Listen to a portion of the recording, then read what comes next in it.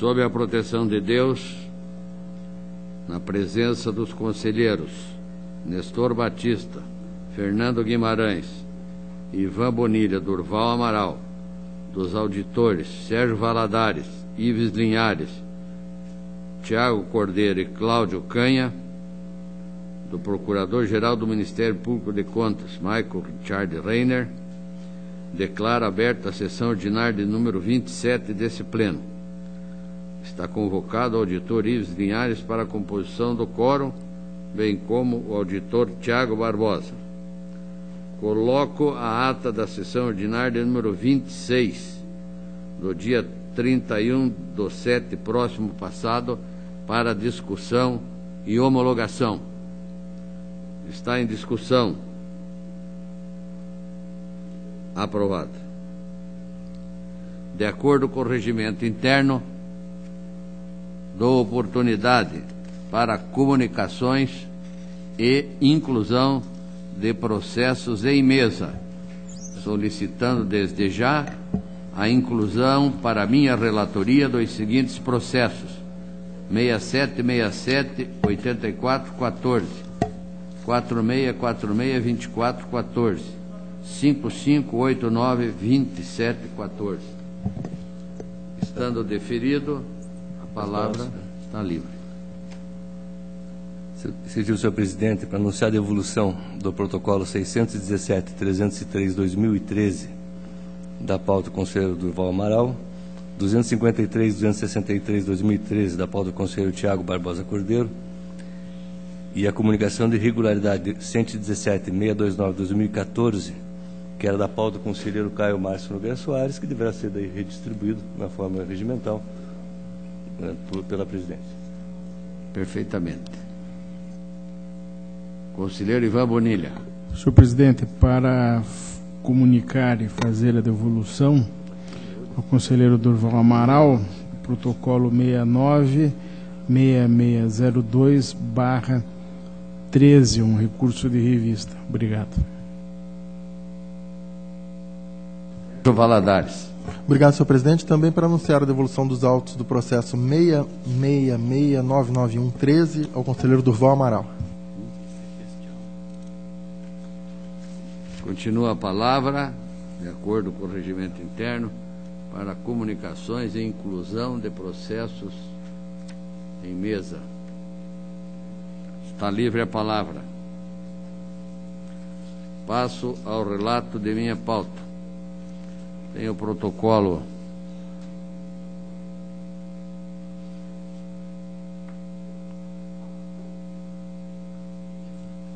(31)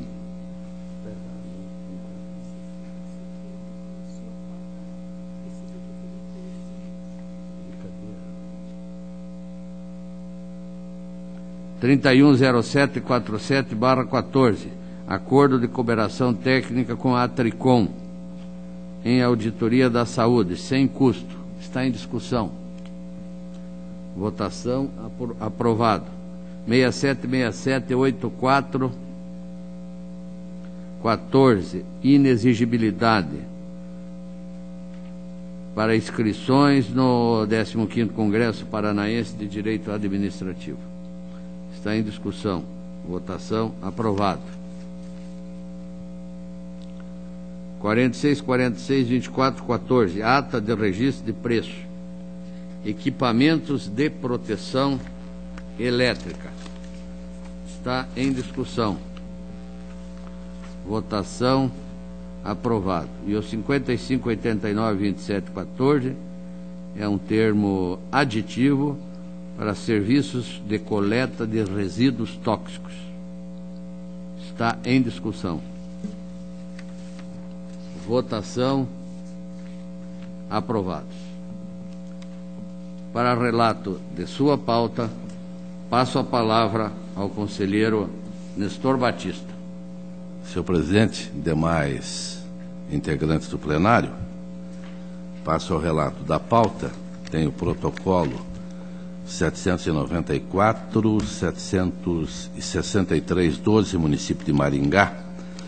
Trata-se de recurso de revista interposto em face da decisão da segunda Câmara, que negou registro a várias admissões: cargos de agente comunitário de saúde, atendente de consultório dentário, auxiliar administrativo, auxiliar de enfermagem, enfermeiro, médico, odontólogo e técnico de higiene dental, realizado pelo município de Maringá. E a desaprovação ocorreu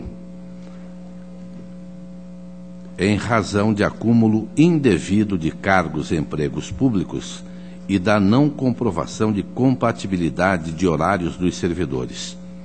Mas eu observo, senhor presidente, que finalmente apenas 2 concursados mereceram o registro das admissões e mais de uma dezena o tribunal negou o registro. Trata-se de um edital de 2005, o recurso ou a decisão desse tribunal, a documentação também após várias diligências, ocorreu seu julgamento em 2012, e hoje a manifestação seria mantendo-se aquela decisão de negativa de registro e apenas o registro de 2 pessoas. Mas eu entendo, senhor presidente, como são várias oportunidades foram dadas, eu vou não diligenciar, porque várias diligências ocorreram. Eu vou pedir adiamento desse processo para que nós possamos, através da assessoria ou até da diretoria, saber qual é a verdadeira realidade hoje, se esses funcionários foram afastados ou não, se demonstraram compatibilidade de horário ou não, e aí volto a trazer ao plenário. Está adiado. O protocolo 378-961-13, município de Iguaraçu, recurso de revista. Primeira Câmara julgou irregular contas em vista da existência de obra paralisada. Trata-se da reforma do Hospital Menino Jesus. A parte alega e aduziu que foi necessária a aprovação do projeto de reforma junto à Caixa Econômica, o que ocorreu somente no início de 2012. Também foi realizada a tomada de preços, por meio da qual fora celebrado o contrato com a empresa Itafé Construções Civis. Informou que as obras tiveram seu reinício com a liberação de parte de recursos do contrato, por parte da União, no mês de dezembro de 2012. Porém, em vista da falta da liberação do restante dos recursos, a empresa contratada suspendeu temporariamente a execução da obra.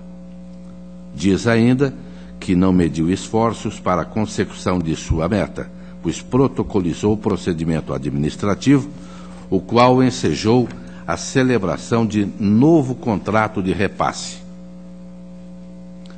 A Diretoria de Contas Municipais manifestou-se,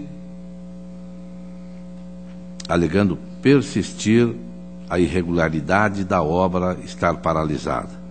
A Diretoria de Fiscalização de Obras Públicas concluiu pela regularidade.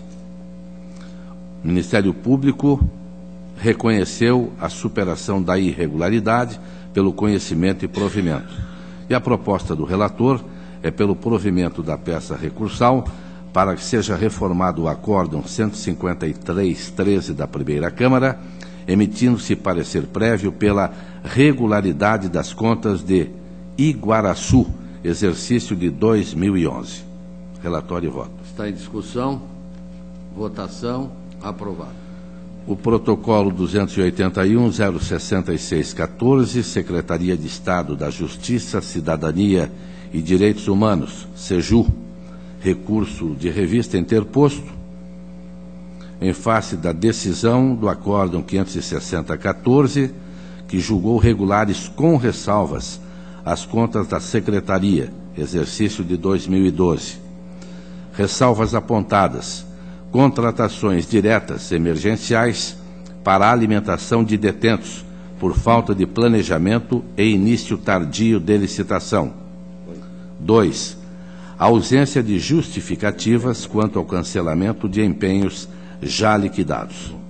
A Diretoria de Contas Estaduais opinou pelo provimento,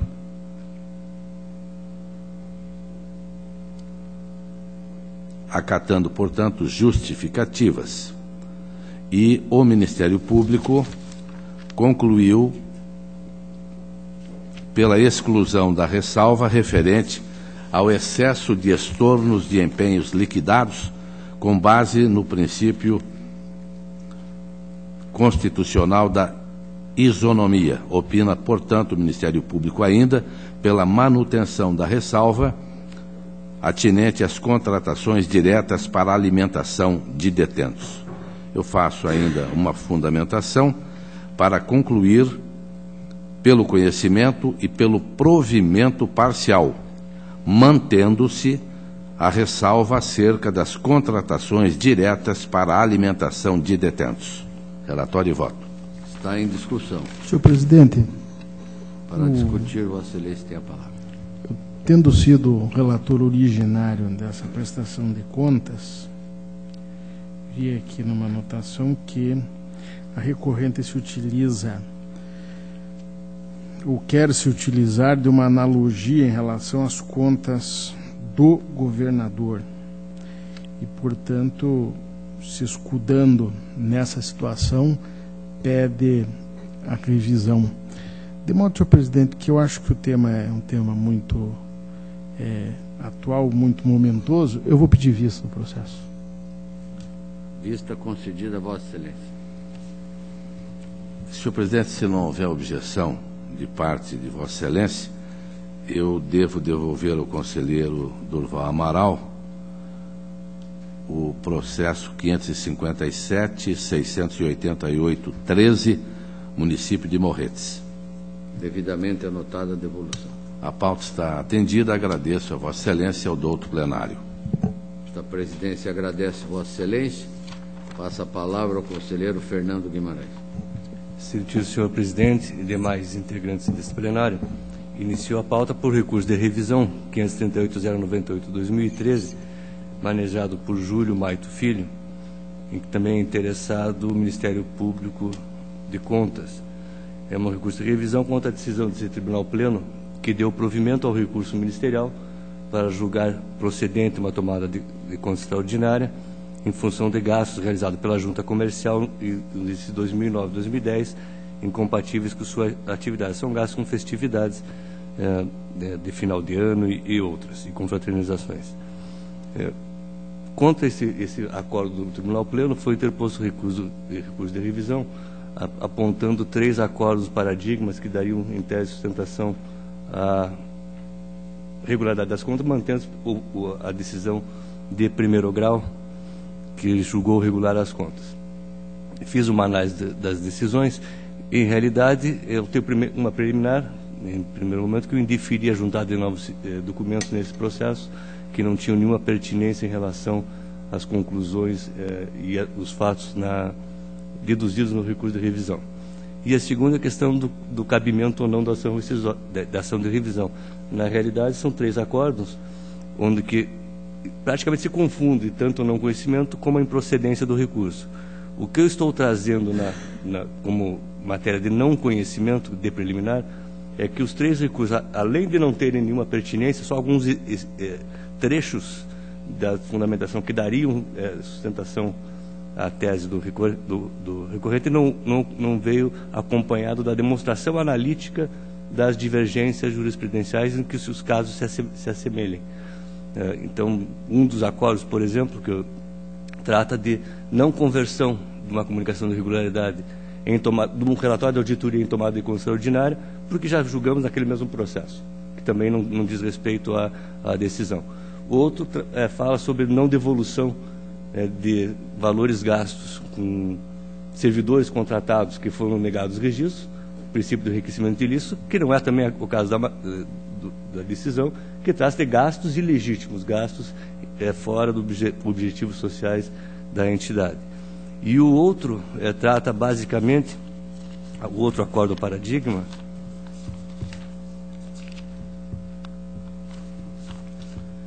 trata do fato de que em 2009 ter sido aprovadas as contas da entidade. Nós sabemos que a aprovação de contas, quando a matéria em si não houve discussão no plenário, não faz a coisa julgada administrativa, se é que existe coisa julgada administrativa aqui na nossa jurisdição, mas não impede que o tribunal avance ou faça outros procedimentos com matérias que não foram ali tratadas, embora o exercício seja o mesmo, que não é o caso, também não é nem acordo paradigma. Até na própria instrução da DCE, no julgamento das contas de 2009, ressalva que a opinião não abrange fatos não trazidos na prestação de contas ou que estejam sendo tratados em outros procedimentos. Então, eu trago aqui, em preliminar, o não conhecimento, em função de não ocorrer, não ter verificado a demonstração analítica dessas divergências. Se ultrapassada a preliminar, já adiantei também no mérito que o recurso merece improvimento, dado que não há nenhuma similitude entre os 3 acordos paradigmas trazidos no processo. Então, no primeiro momento, é só a preliminar de não conhecimento, senhor presidente.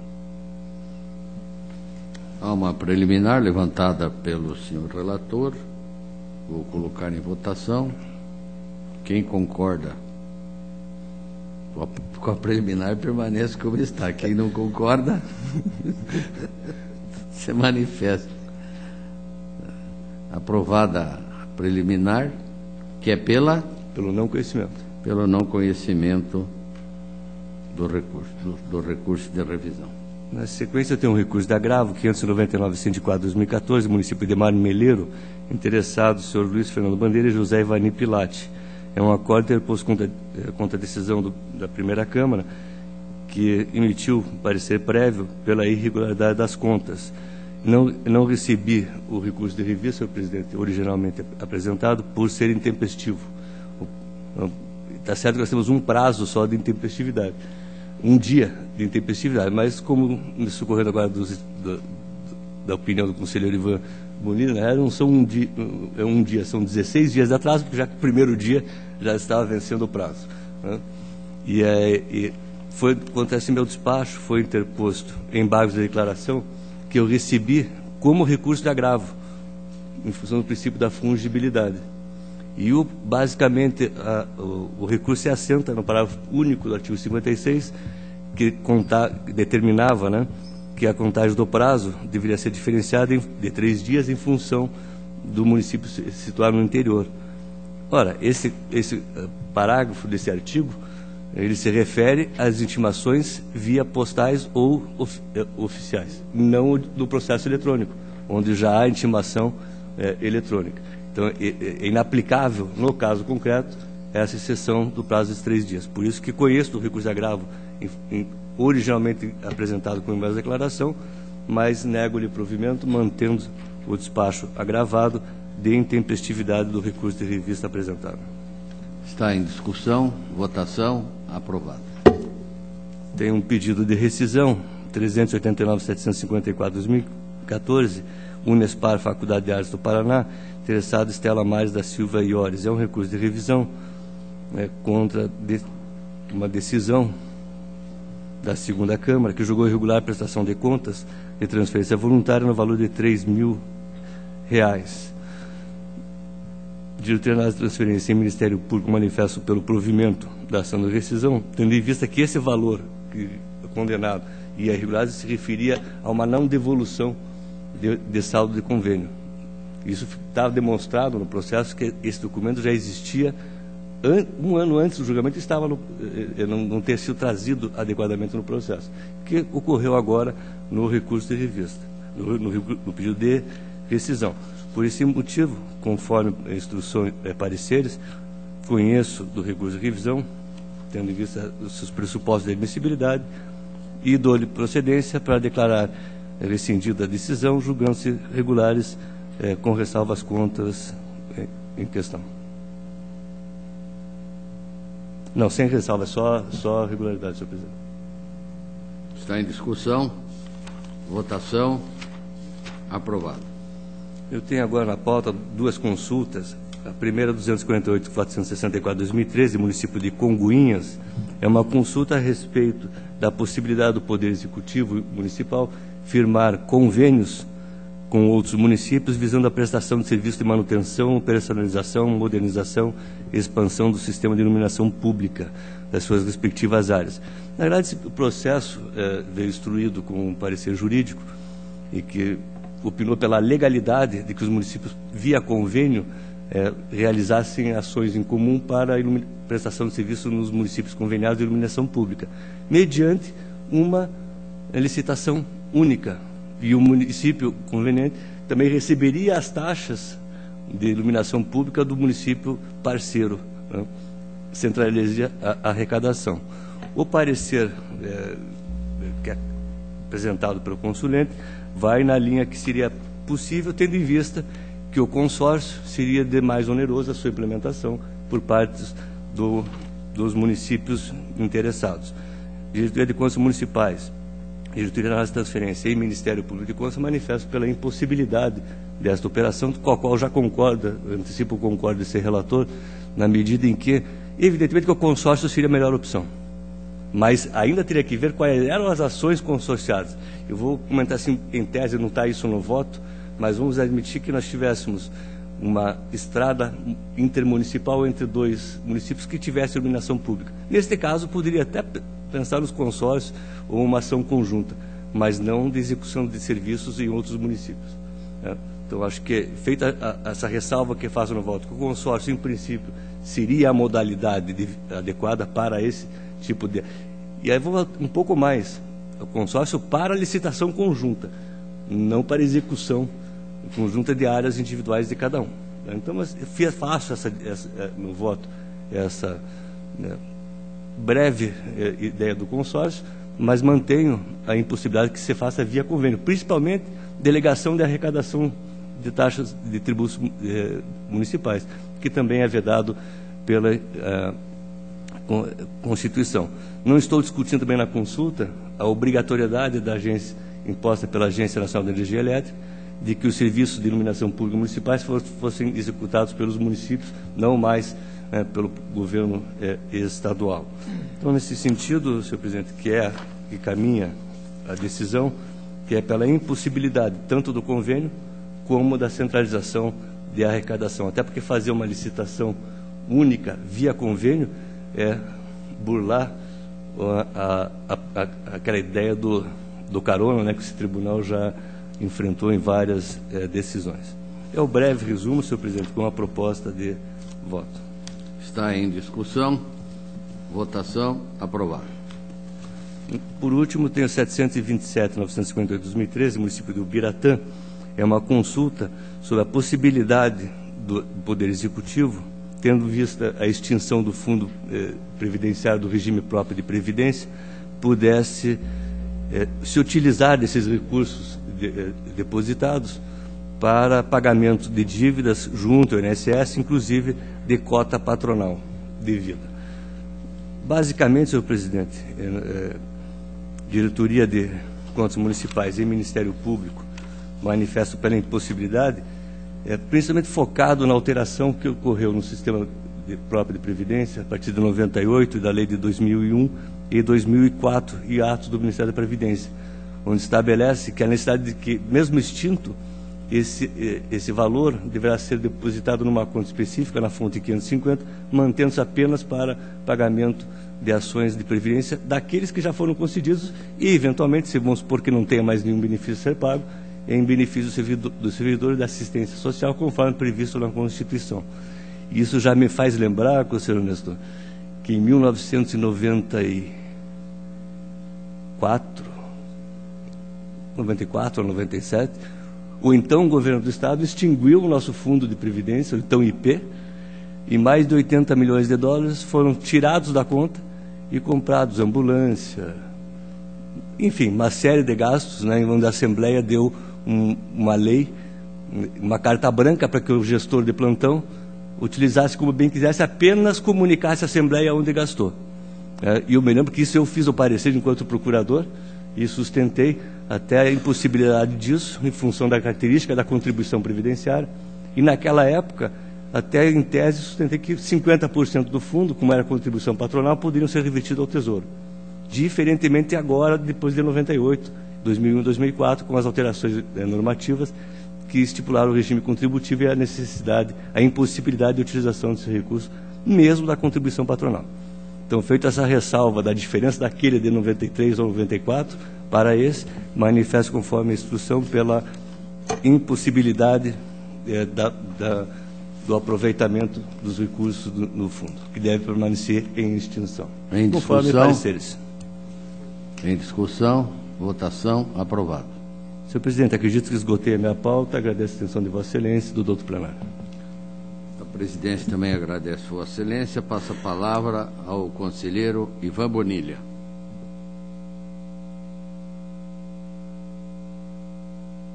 Senhor presidente, demais integrantes dessa sessão de composição integral, de início passo as comunicações de arquivamento na corregedoria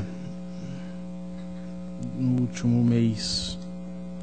O primeiro deles é o processo protocolo 296267/12, município de Guaratuba, interessados Paulo Roberto de Souza Jamur e Evani Cordeiro Justus, o despacho 1220/2014.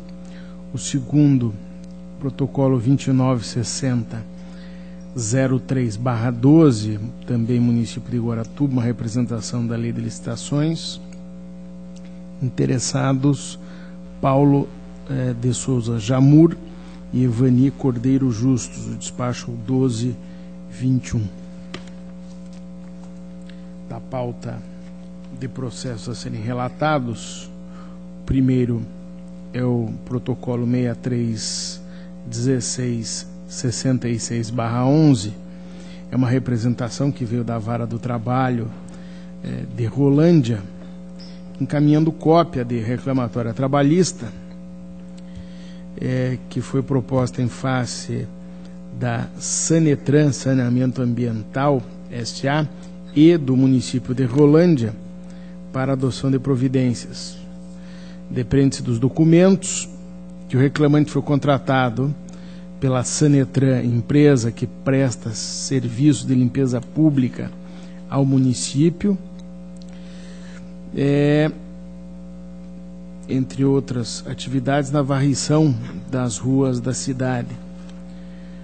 E a contratação foi de um funcionário para a função de catador, de gari, e consta que a contratação analisada perdurou de agosto de 2007 a fevereiro de 2009, com rescisão por iniciativa do empregador, sem justa causa, embora o trabalhador possuísse estabilidade no emprego, haja vista que foi acometido de doença ocupacional e exerceu o benefício previdenciário auxílio-doença por acidente de trabalho no período que foi de setembro de 2008 a novembro do mesmo ano.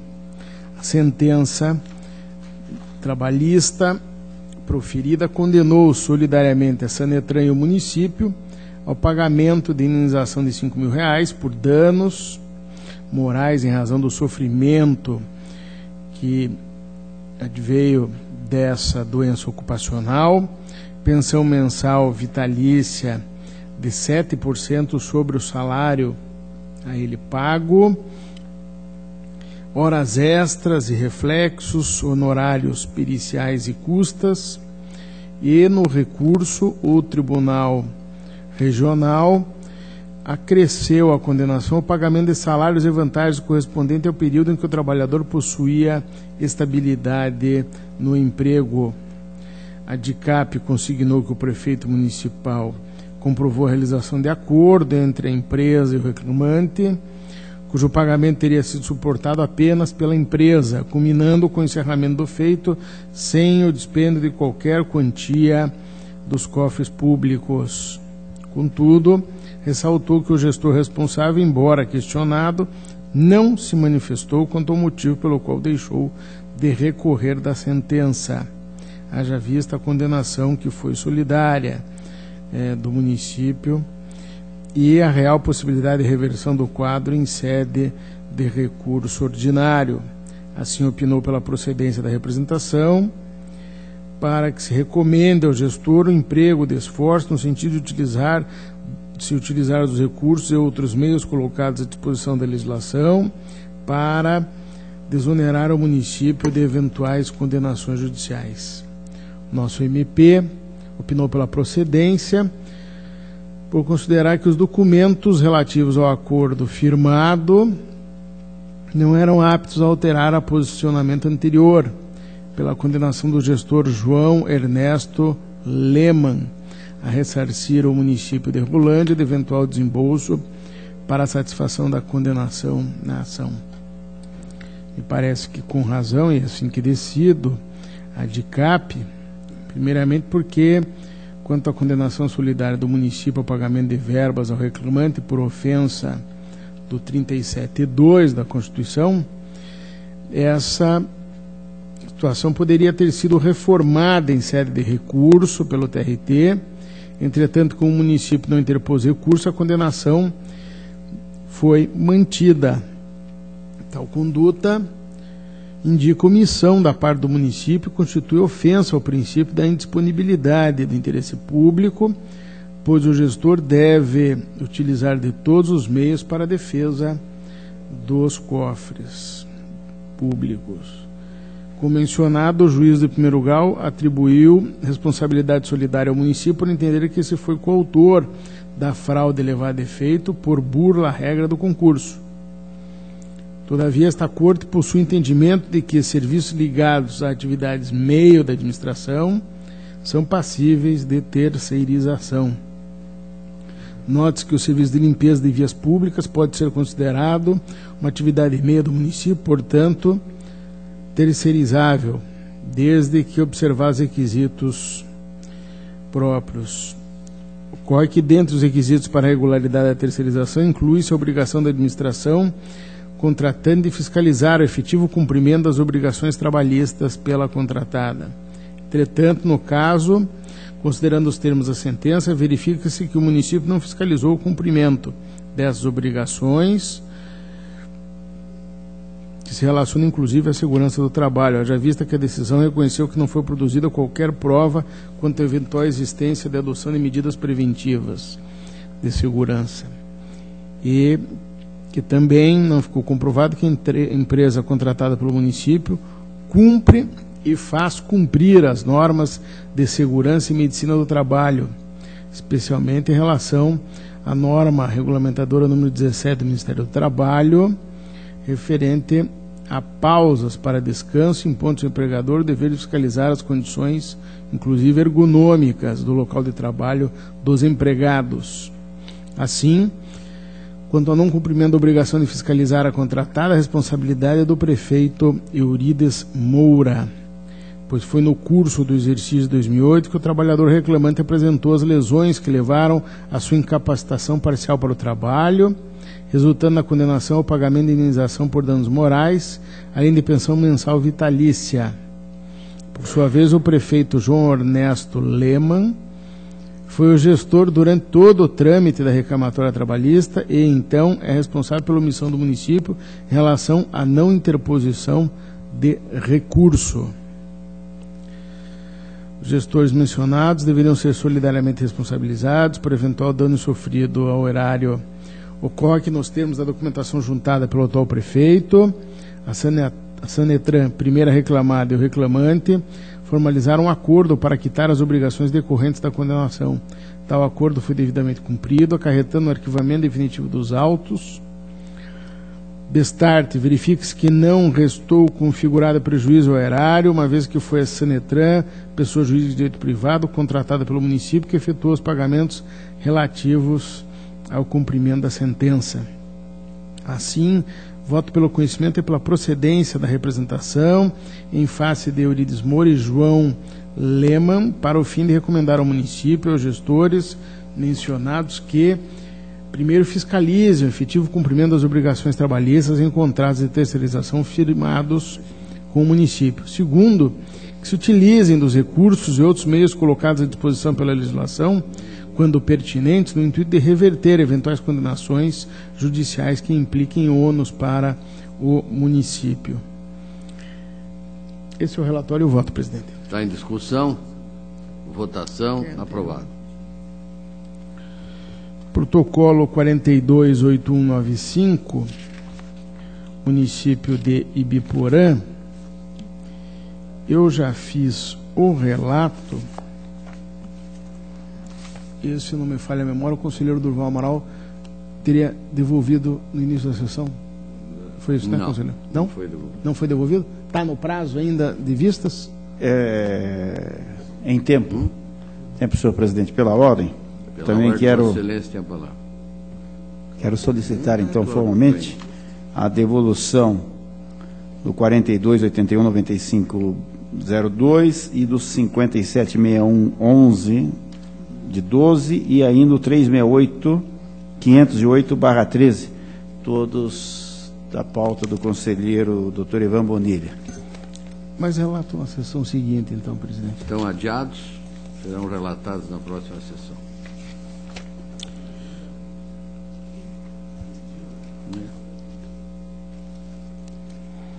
Protocolo 663789/11 é uma representação encaminhada pela Vara do Trabalho, agora de Colombo, apresentando uma cópia de uma trabalhista ouvida em face do município de Rio Branco do Sul e da Associação de Proteção à Maternidade e Infância do município.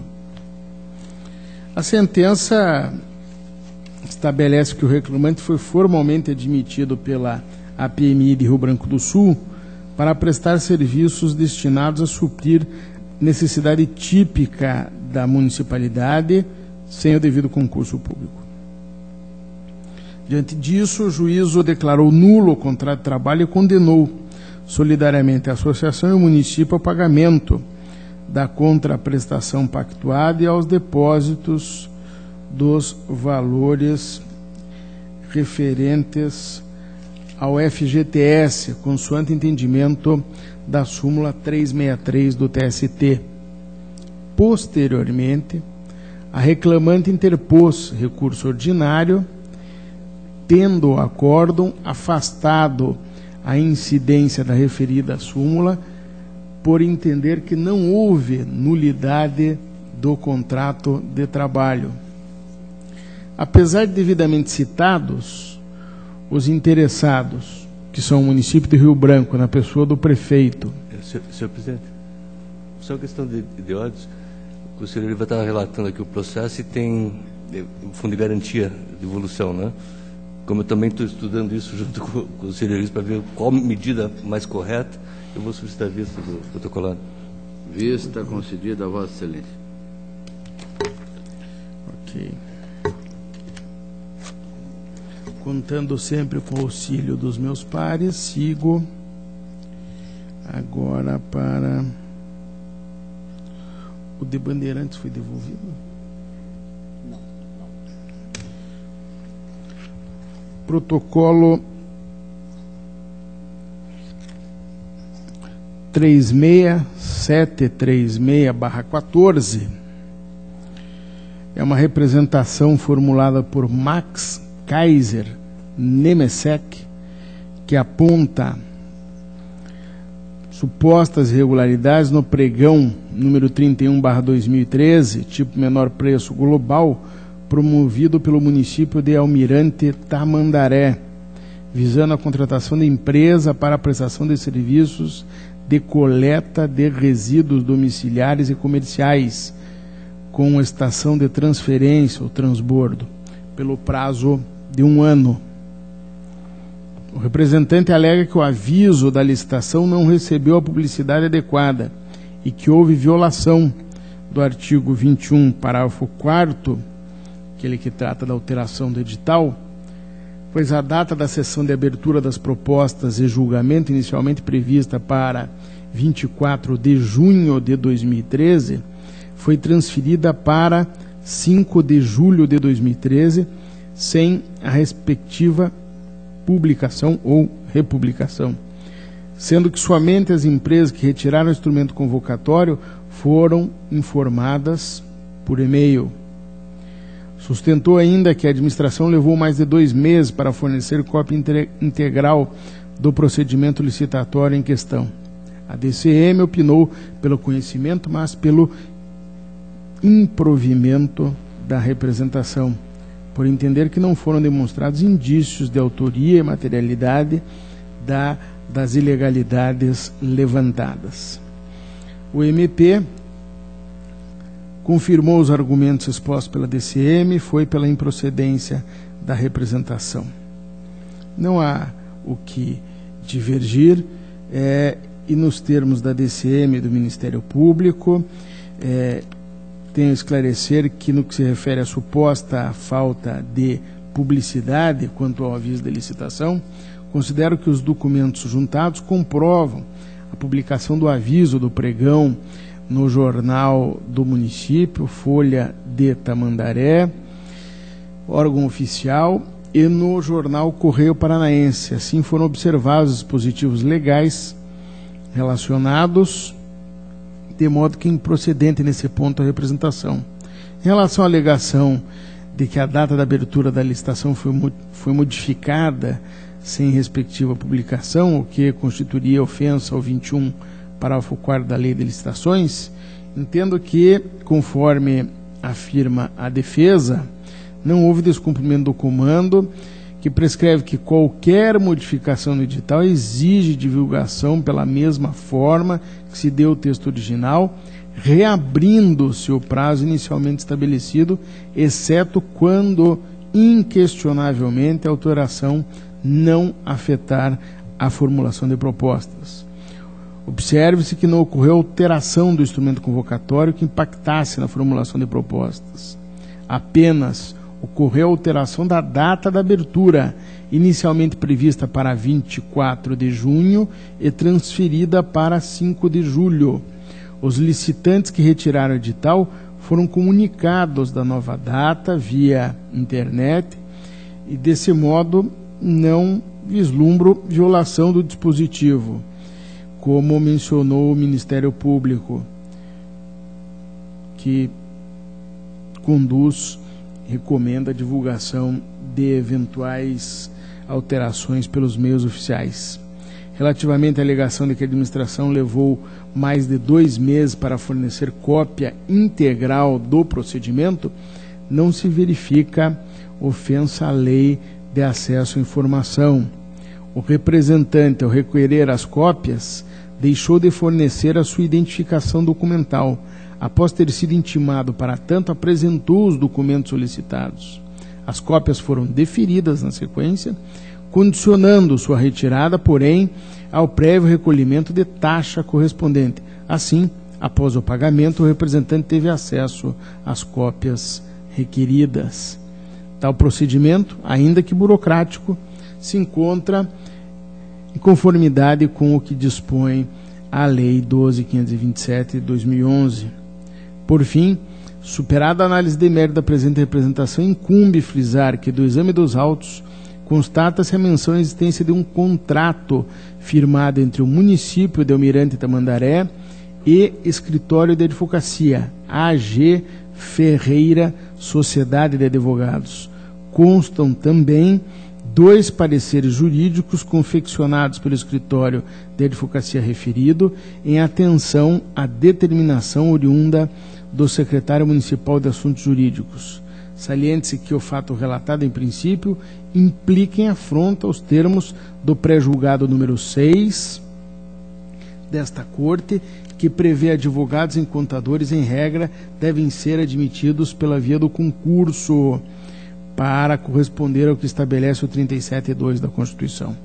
Desse modo, cumpre apurar, mediante a instauração de representação, se a contratação mencionada observou o regramento fixado no pré-julgado número 6, pois a emissão de parecer jurídico por escritório terceirizado, quanto à matéria sem complexidade, é bom que se diga, qual seja o procedimento atinente à obtenção de cópias, é uma matéria ordinária que deve ser desempenhada por um servidor público efetivo.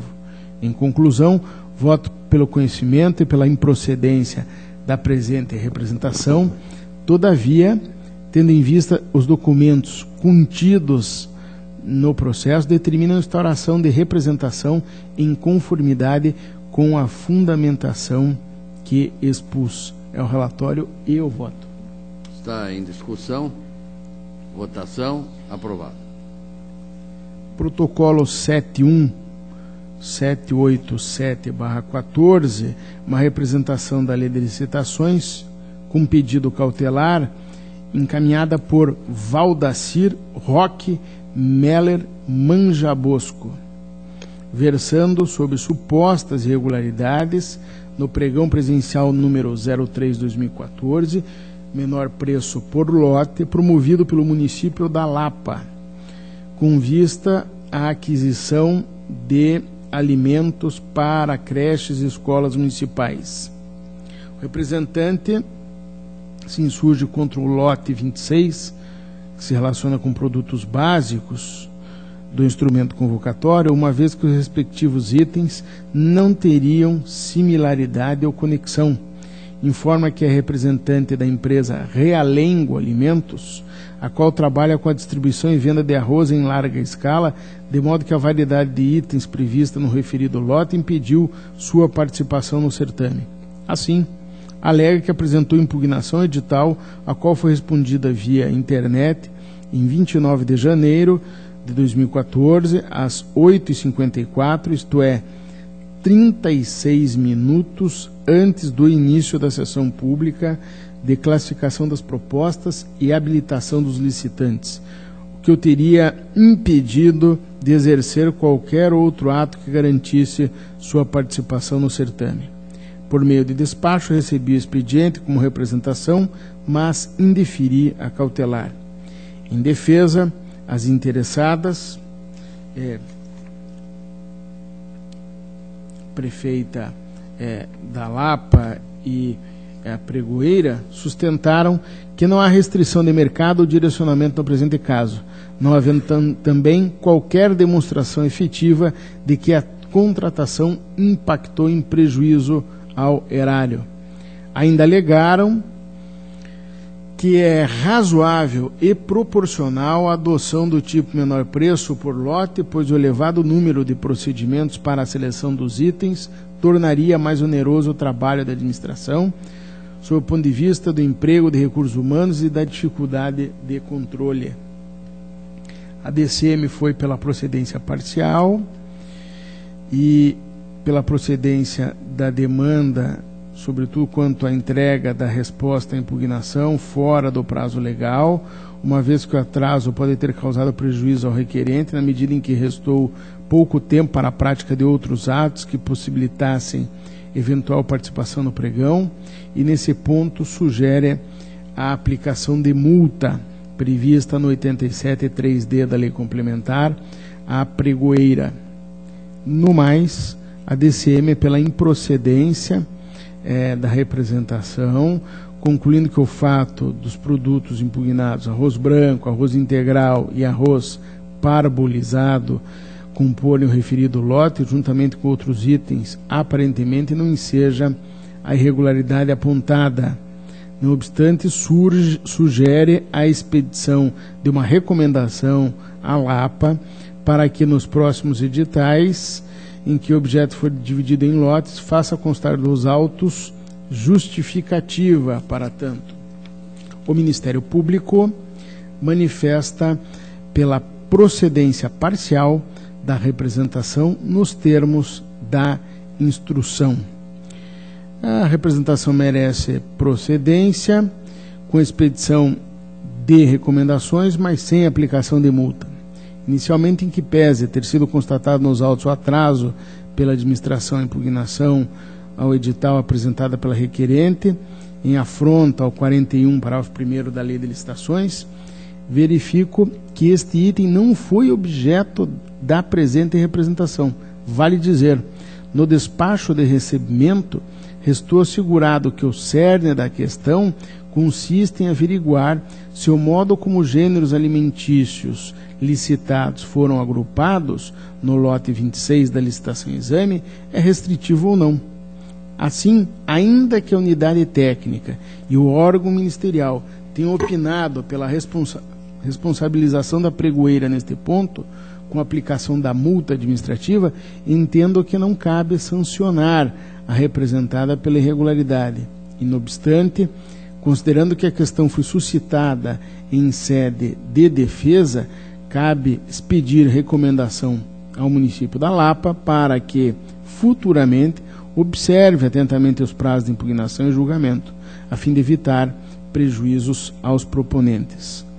Vale frisar que, diverso do que sustentaram as representadas, o requerente representando a empresa Realengo apresentou impugnação tempestiva ao edital, protocolando o pedido, recebido em 22 de janeiro, até 5 dias úteis antes da data fixada para a abertura dos envelopes de habilitação, que era 29 de janeiro. Nesse caso, cabia à administração pública julgar e responder à impugnação em até 3 dias úteis, o que não ocorreu. A resposta foi apresentada somente no dia ou na data de abertura do certame. Quanto à divisão do lote 26, a representação é procedente. No caso concreto, observa-se que o edital previu a divisão de 190 itens em 31 lotes, dentre carnes, hortifruti grangeiros, cereais, laticínios, biscoitos, doces, sucos, produtos básicos, de modo geral, e outros.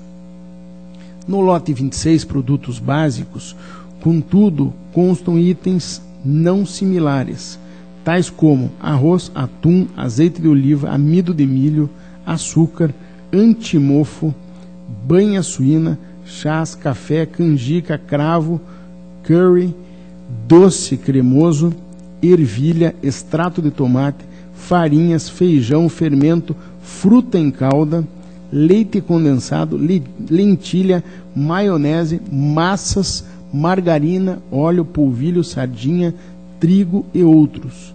Embora as representadas tenham sustentado que o elevado número de procedimentos para a seleção por itens tornaria mais oneroso o trabalho da administração, sob o ponto de vista do emprego de recursos humanos e da dificuldade de controle, tal argumento não procede no caso concreto.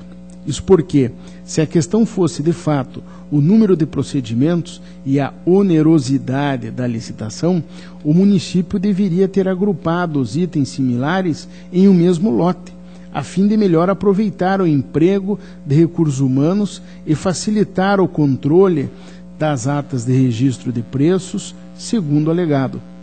De maneira diversa, contudo, o edital contemplou diversos lotes contendo poucos ou apenas um item, que possuem similaridade com outros produtos licitados e, portanto, poderiam ser agrupados, ao passo que no lote 26 agrupou itens sobremaneira distintos, compreendendo alimentos de diferentes gêneros e processos de produção. Nota-se, assim, que os produtos compreendidos no lote em comento poderiam ter sido melhor divididos, atendendo ainda assim os necessários limites de ordem técnica e econômica. Veja-se que os itens que compreendem o aludido lote não compõem fração de um mesmo produto, de maneira que seu parcelamento preservaria a unidade do objeto, que é um limite técnico, né? Além de a divisão possibilitar a participação de licitantes atuantes em um ramo exclusivo, com melhores propostas, consequentemente. Com efeito, o agrupamento dos itens no lote 26, da maneira como foi feito, pode ter restringido a participação de empresas atuantes em ramos específicos, bem como violado a competitividade do certame e a obtenção da proposta mais vantajosa. Importante frisar que a irregularidade em questão não é a aquisição dos produtos divididos em lotes, mas sim a composição destes, no caso do lote 26, que contemplou diversos gêneros alimentícios. A fim de garantir a competitividade, deveria ter havido melhor divisão do referido lote, abrangendo apenas produtos similares. Também diverso do que sugeriu a unidade técnica, presente representação não se restringiu à análise dos produtos constantes nos itens 1, 2, 3 do lote 26. Arroz branco, arroz integral e arroz parbolizado, respectivamente. Ainda que o requerente seja representante de uma empresa que atua na distribuição e venda de arroz em larga escala, não foi somente este item impugnado na peça inicial, mas sim o modo como os gêneros alimentícios foram agrupados, como um todo, no lote em análise. Pelo exposto, voto pelo conhecimento e pela procedência da representação em face das senhoras Leila Klenk, prefeita municipal responsável pela homologação do procedimento, e Regina Maria Brunato, pregoeira, signatária do edital e responsável direta pelo instrumento convocatório, uma vez que o agrupamento dos itens não similares do lote 26 do pregão presidencial 03 viola os preceitos da Lei de Licitações, em especial a competitividade do certame e a obtenção da proposta mais vantajosa. Deixo, contudo, de aplicar multas às representadas, pois não vislumbro nos autos má-fé, tampouco efetivo prejuízo com a divisão dos lotes em questão ou direcionamento do certame. Importa, todavia, recomendar ao município que em futuras licitações realizadas em lote, proceda a análise da real necessidade e conveniência de agrupar os itens, a fim de evitar a reunião de produtos que poderiam ser licitados isoladamente ou em lotes distintos, com vista a conferir maior competitividade ao certame e buscar a proposta mais vantajosa, considerando o princípio da economicidade. Por derradeiro, considerando que não houve no processo licitatório a apresentação de justificativa para o agrupamento dos itens, oportuno recomendar que o município, em futuros eventos, cujo objeto seja dividido em lotes, faça constar do procedimento a respectiva justificativa, evidenciando a vantagem dessa opção. É o relatório com voto. Está em discussão. Votação. Aprovado. Protocolo 306995/14 é uma representação da Lei de Licitações com pedido cautelar encaminhada por Cango Brasil Limitada em virtude de supostas irregularidades no pregão eletrônico 014/2014, promovido pelo município de Guarapuava, com vistas à aquisição de superfície desportiva modular. Insurge-se a requerente contra a especificação técnica do objeto, uma vez que as características do material, tamanho e peso das placas de piso, quantidade de zonas de impacto da base e manta não estão motivadas. Relata que a descrição do objeto é idêntica àquela disponível no site da única empresa participante da licitação, além da própria representante, e então vencedora do certame. Também a representante insurge-se contra a exigência de que o atestado de capacidade técnica apresentado deva ter prazo de emissão igual ou inferior a 90 dias antes da sessão do pregão, bem como aponta a ausência de critério para o julgamento das amostras e da publicidade de tais atos, o que acarretaria a nulidade do edital. Por meio de despacho, concedi a medida pleiteada, que foi ratificada em acórdão no Pleno, e determinei a suspensão cautelar do processo licitatório no estado em que se encontrava. Em defesa, os representados, que são o prefeito do município, a gerente interina de licitações e contratos e a empresa vencedora do contrato, impugnaram todos os pontos da peça inicial, concluindo em síntese que não haveria irregularidade no certame. Ao final, pleitearam a revogação da medida cautelar, haja vista que o centro esportivo abriga eventos regionais e é utilizado como centro de educação física de escolas da região, sendo que sediará diversos jogos do Campeonato Brasileiro de Futsal nos meses de julho, agosto e setembro de 2014, bem como diante da inexistência da plausibilidade das alegações.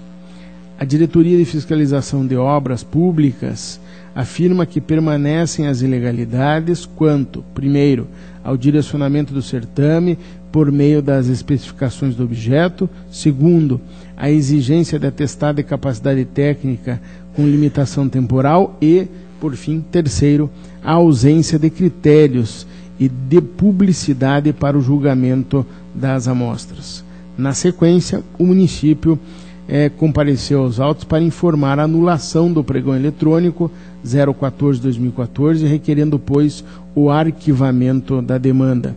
Diante disto, a DCM manifesta pelo arquivamento da representação, haja vista a perda do objeto. E, não obstante, considerando que a anulação do certame decorreu da necessidade iminente de aquisição do objeto do pregão, do que se extrai que a municipalidade realizará novo procedimento, entende necessária a DCM a expedição de recomendações ao município de Guarapuava para que, primeiro, observe a súmula 247 do Tribunal de Contas, em especial para justificar expressamente a adjudicação por lote e não por item.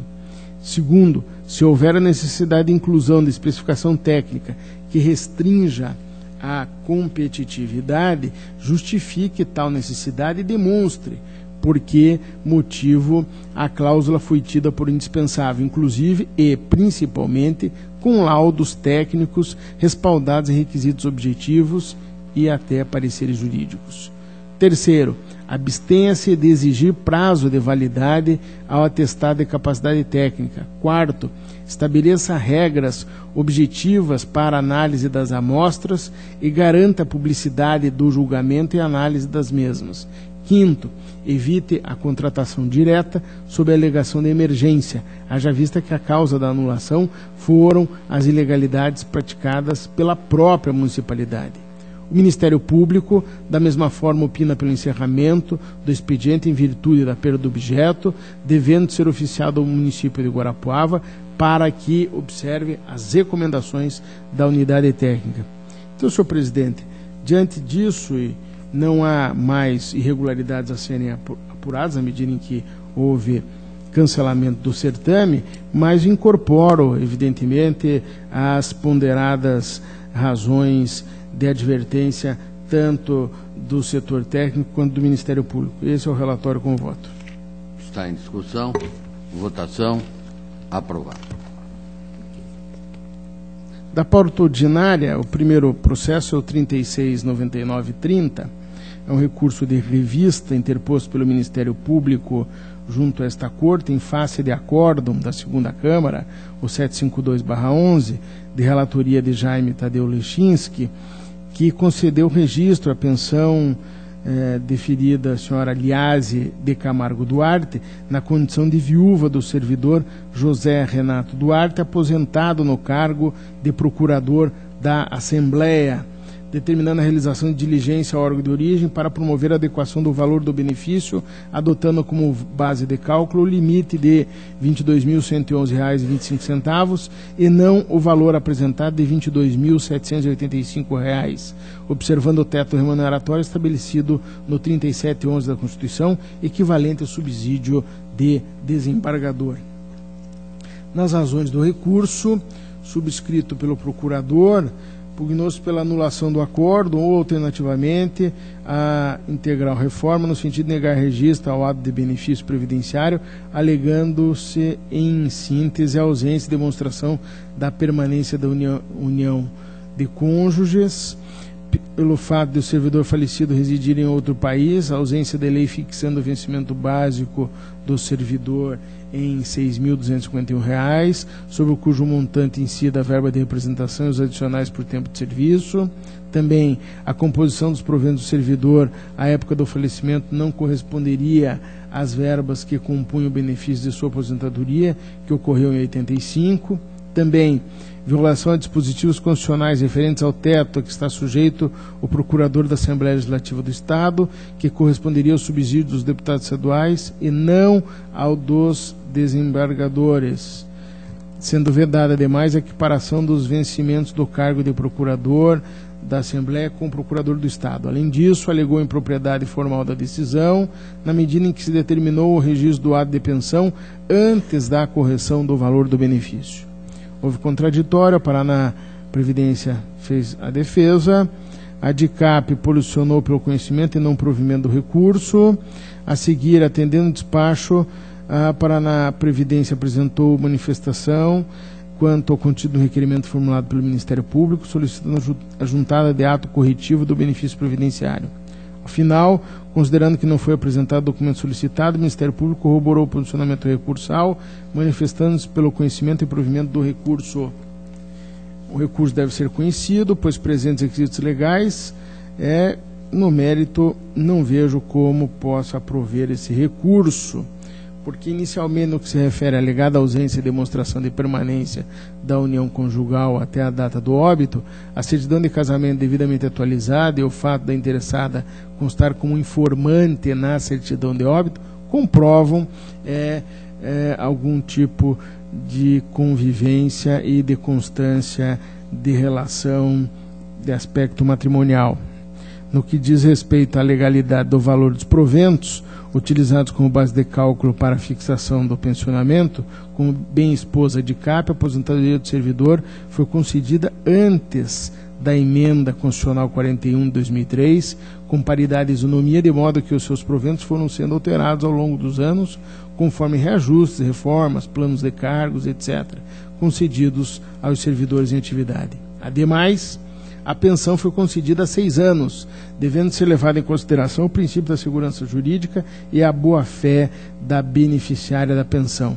Sob a alegação de inobservância do teto salarial constitucional específico para o Poder Legislativo e consequente ofensa ao princípio que veda a vinculação da remuneração, conforme consignou o acordo recorrido aos procuradores da Assembleia, assim como aos procuradores do Estado, aplica-se a ressalva prevista na parte final do artigo 37 e 11 da Constituição, estabelecendo como teto remuneratório o subsídio dos desembargadores, limitado a 90 inteiros e 25 centésimos por cento do subsídio mensal em espécie dos ministros do Supremo. Portanto, não se trata de equiparação remuneratória dos procuradores da Assembleia e dos procuradores do Estado, vedada pelo inciso 3 do artigo 37 da Constituição, mas em cumprimento à regra do inciso 11, acima transcrita, no voto, que estabelece que os procuradores estão submetidos ao teto remuneratório equivalente ao subsídio dos desembargadores. Conforme acordo em 2009, o 414, relatado por Ivens Linhares, que analisou o recurso de idêntico teor, a interpretação literal dessa regra constitucional, combinada com a do parágrafo 3º do 244 da Constituição do Estado, sobrepõe-se ao critério de âmbito legislativo adotado pelo douto procurador ao pugnar pela limitação aos subsídios dos deputados estaduais. Além disso, conforme ressaltou a DICAP, o Supremo Tribunal entendeu que, para efeito de aplicação do teto remuneratório, o termo procuradores, constante do artigo 37 e 11, abrange inclusive os procuradores autárquicos e municipais. Finalmente, entendo que não deverá prosperar a alegação de impropriedade formal da decisão, que concedeu o registro dos atos para depois determinar a diligência origem para a correção do valor do benefício, pois, sendo inequívoco o direito da pensionista, não há qualquer entendimento para que se registre o ato com determinação de, posteriormente, comprovar-se a correção do valor do benefício, tornando o processo mais célere. Então, não vejo como possa a decisão recorrida ter algum reparo, e, acompanhando o opinativo da DICAP, o meu voto é pelo conhecimento e não provimento, ou seja, manutenção integral da decisão do acordo da segunda Câmara. É o relatório e o voto. Em discussão? Senhor presidente. Para discutir, auditor Tiago. Senhor presidente, o relator foi muito detalhista, citou vários dispositivos constitucionais, e até porque os argumentos são muitos, eu vou solicitar a vista. Vista concedida a Vossa Excelência. protocolo 384387/11, é o recurso de revista também do Ministério Público junto a esta Corte, em face de um acordo 2011, o 619, de relatoria de Sérgio Fonseca, proferido pela primeira Câmara desta Corte, que a unanimidade julgou regulares as contas da Câmara Municipal de Santa Cecília do Pavão, relativos ao exercício financeiro 2009, de responsabilidade de Isaías da Luz. Nas razões recursais, se alega que as contas devem ser julgadas regulares em razão do responsável pelo controle interno ser ocupante de cargo em comissão. A DCM, por meio de instrução, sugeriu o conhecimento do recurso para no mérito dar provimento informando a decisão recorrida. Houve o contraditório. A unidade técnica volta a se manifestar através da instrução, reiterou os termos da instrução anterior pela reforma da decisão atacada. O Ministério Público exarou o parecer, opinando pela desaprovação das contas nos termos do recurso. Recurso deve ser conhecido. E no mérito, entendo que o recurso deverá ser provido, pois além de integrar o escopo fiscalizatório do exercício em análise, o vício que sustenta o pedido de julgamento pela irregularidade das contas foi sanado apenas em 2013, com a nomeação de controladora interna aprovada em concurso público para provimento de cargos efetivos. De fato, o exercício do controle interno comissionado conduz à desaprovação das contas, notadamente porque a questão perdurou até 2013, ou seja, por um lapso temporal de pelo menos 4 exercícios, que inclui 2009 até 2012, que até a nomeação de comissão de controle integrada por 2 funcionários efetivos, a presidente e um dos membros. Assim, a manutenção de controlador interno detentor unicamente de cargo em comissão, cuja fragilidade do vínculo com o poder público e estreita sujeição à autoridade nomeante podem comprometer a imparcialidade que deve prevalecer, conduz à irregularidade da prestação de contas. Ante o exposto, voto pelo conhecimento e no mérito pelo provimento do recurso, reformando a decisão constante do Acordo 619, proferido pela primeira Câmara desta Corte para julgar irregular a prestação de contas, em virtude do controlador interno não ser servidor efetivo, com conhecimento técnico na área, conforme exigido pelo entendimento que já está pacificado nesta Corte, o do Acordo 265 de 2008. De modo, senhor presidente, que esse é o voto. Senhor presidente. Eu coloco em discussão a proposta do senhor relator, conselheiro Fernando. Eu não desconheço a posição da... Não desconheço da posição que Vossa Excelência está apresentando, que nós temos já algumas decisões firmes sobre a necessidade do cargo de controlador interno ser cargo efetivo, em função... Mas também tem anunciado já em algumas discussões a questão das câmaras municipais, principalmente porque eu não vejo na leitura do artigo 31, não sei se é 31 da Constituição Federal, a necessidade de que a Câmara tenha seu próprio sistema de controle interno, tal qual o Poder Executivo Estadual e Federal, que são claros na Constituição, que o Poder Judiciário, Executivo e Legislativo manterão seus sistemas de controle internos integrados. Quando eu falo do artigo do município, fala só em sistema de controle interno municipal do Poder Executivo. Então, eu tenho algumas... aliás, tenho votado em algumas situações na Câmara pela ressalva. Mas, como já estamos aqui no Tribunal Pleno, e esse seria um precedente que teria um impacto, pelo menos em novas decisões, etc., eu vou, para não ser temerário, vou solicitar vista. Acho que talvez o processo seguinte, inclusive, vai ser o mesmo, né? Mesmo assunto. Daí, até porque eu posso elaborar um estudo para a gente poder pacificar isso em nível de Tribunal Pleno. Eu não estou dizendo que o Poder Executivo não tenha que ter uma unidade de controle interno integrada ao sistema de controle interno municipal. Não estou pregando que não tenha controle interno, mas não com a mesma rigidez tal qual o Legislativo Estadual e o Poder Executivo Municipal e Estadual também. Vista concedida a Vossa Excelência.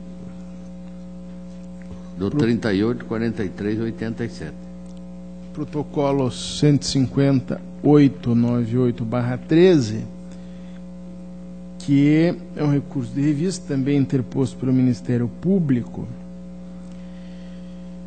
E aqui nós temos não exatamente aquilo que tivemos nesse que acabou de pedir vista o conselheiro Fernando Guimarães, mas é uma terceirização de serviço de contabilidade e provimento em comissão do cargo de assessor jurídico.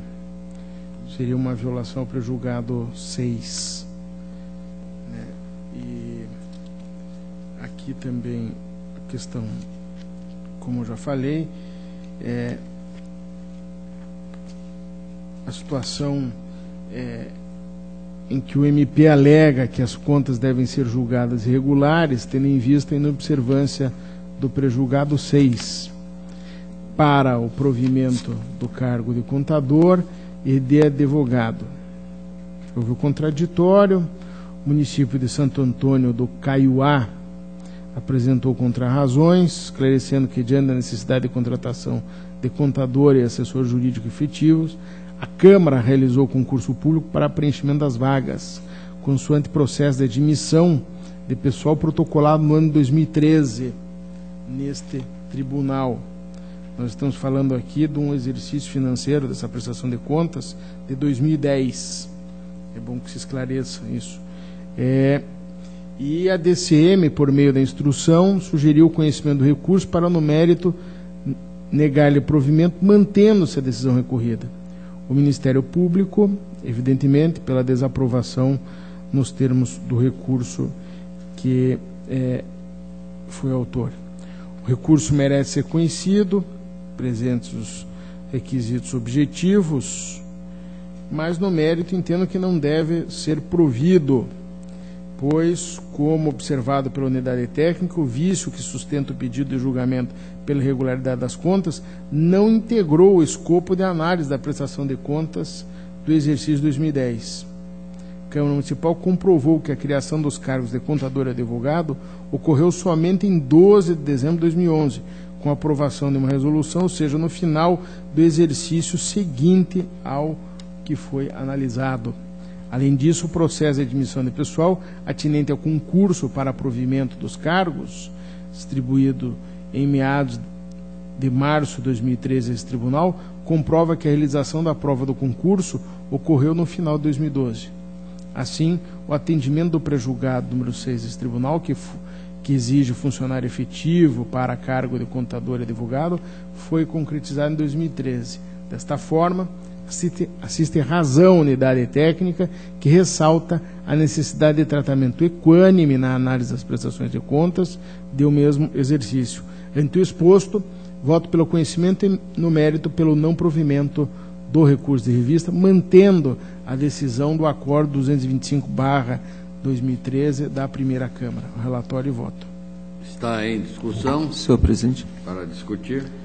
Senhor presidente, não sei se entendi adequadamente, me parece que o recurso é apontando a falha em relação ao assessor jurídico e contador da Câmara Municipal. Seria isso, doutor Ivan? Julgou regulares com ressalva. Julgou regulares com ressalva. Porque no curso teria havido a contratação, o que se mostrou que foi no curso do outro ano. A contratação é no curso do outro ano. Pela via do concurso, a regularização. A contratação a regularização. Pela via do concurso, regularizando a situação, ocorreu no ano posterior àquele em que se suporia pela argumentação de regularização. Agora, a fundamentação de Vossa Excelência é no sentido de que... Manter a decisão inicial. Sim, mas eu digo a fundamentação, é no sentido de considerar que esse item não era objeto do escopo das contas daquele exercício. Naquele exercício, não.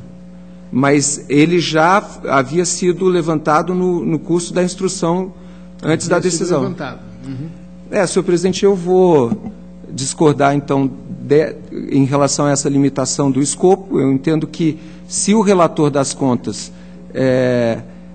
incluiu alguma outra matéria, essa matéria é plenamente válida para se discutir a regularidade, o mérito das contas. Então, com outro fundamento, eu acompanho pela manutenção da regularidade com ressalva, mas não com esse fundamento de que essa matéria não poderia ter feito parte do escopo das contas.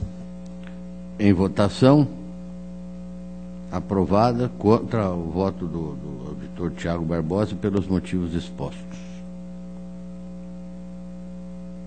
Protocolo 26.40.44, recurso de revista, também interposto pelo MP, em face do Acordo 808/13 da Primeira Câmara, cuja decisão, apreciando prestação de contas de transferência voluntária de recursos que o Instituto de Ação Social do Paraná repassou ao município de Paranaguá, exercício 2004 a 2008, concluiu pela regularidade com ressalva das contas. Originariamente, o processo trata de prestação de contas de transferência voluntária que o Instituto repassou ao município para aquisição de um imóvel de alvenaria, equipamentos e veículo visando atendimento de crianças e adolescentes em situação de risco pessoal e social.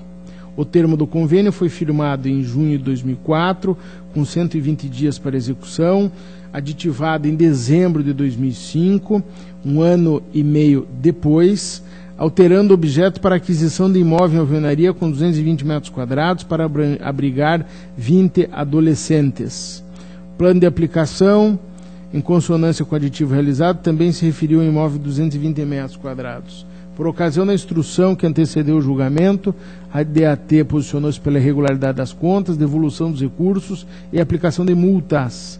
Ante, primeiro, a ausência de termo de atingimento de objetivo. Segundo, aquisição de imóvel com características diferentes da pactuada. O imóvel adquirido tinha apenas 62 metros quadrados. Terceiro, ausência de aplicação financeira. Quarto, inexistência de publicidade da compra realizada. E quinto, discrepância injustificada de R$40 mil entre o valor pago pelo município, 110 mil, e o pago pela vendedora, 70 mil, num lapso de apenas 3 meses. Na sequência, aderindo ao posicionamento técnico, o MP também se posicionou pela desaprovação das contas e adoção das medidas sugeridas. Antes do julgamento, a questão da falta de aplicação financeira restou superada, pois o recolhimento efetuado pelo interessado foi atestado como correto pela DEX. Por fim, a decisão recorrida concluiu pela aprovação das contas com ressalva ao seguinte fundamento: muito embora o imóvel adquirido não fosse compatível com o objeto do convênio, ele estaria sendo utilizado para atender um importante programa social, plantão de atendimento terapêutico, individual e familiar, e também houve significativa valorização do imóvel.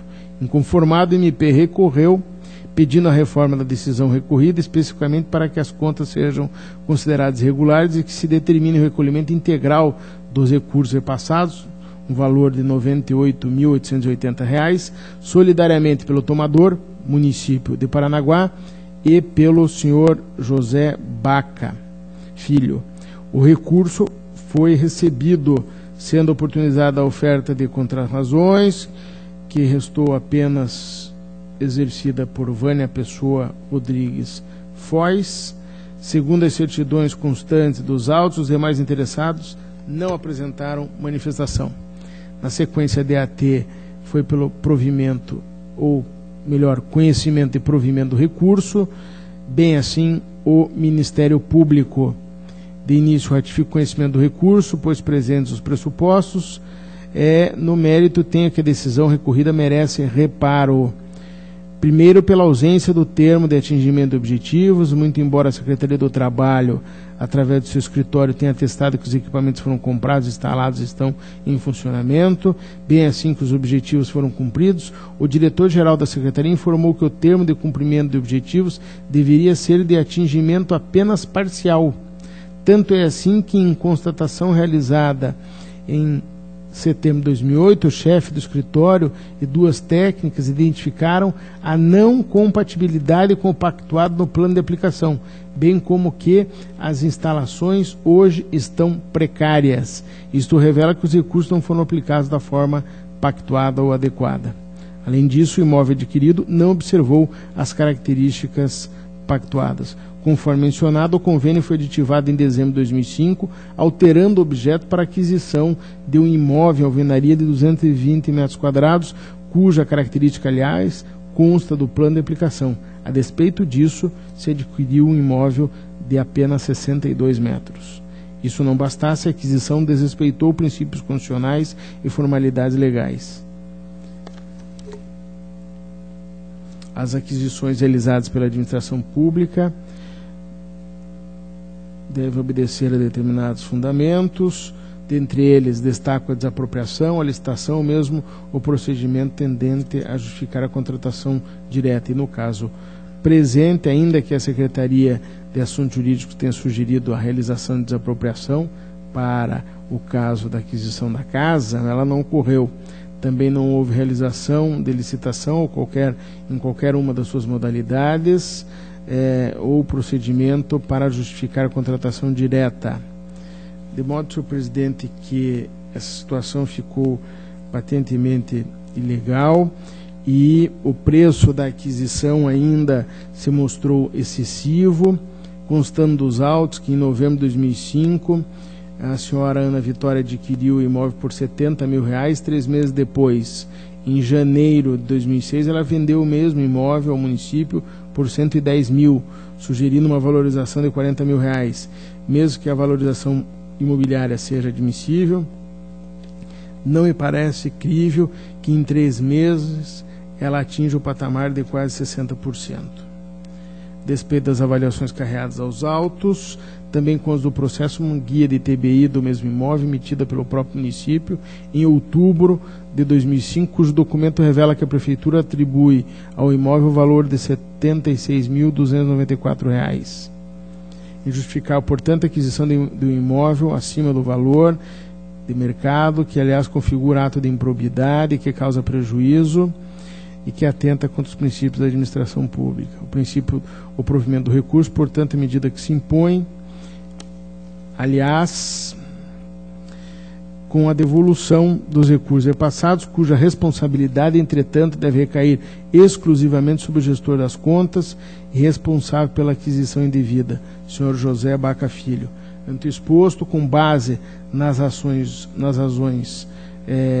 e na opinião da unidade técnica, voto pelo conhecimento e no mérito pelo provimento do presente recurso, especificamente para, reformando a decisão recorrida, acórdão 808/13, julgar irregular a prestação de contas de transferência voluntária, processo 19.2110/06, de recurso que o Instituto de Ação Social do Paraná repassou ao município de Paranaguá, exercício 2004-08, de responsabilidade de José Baca Filho, determinando o recolhimento integral dos recursos repassados, R$ 98.880,49, devidamente corrigidos pelo responsável ao Tesouro do Estado, bem como a remessa de cópia desta decisão ao Ministério Público Estadual e à Câmara para adoção das providências que entenderem cabíveis. Relatório e voto.